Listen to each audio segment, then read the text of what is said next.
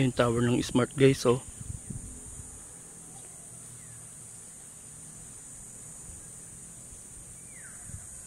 Sa bundok to guys, masyadong mataas to.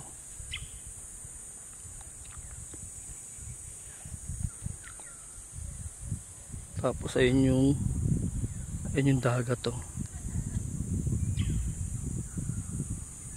Ang ganda ng tanawin dito guys. Kaso nakakahingal lang umakyat dahil napaka taas nga nitong lugar na to.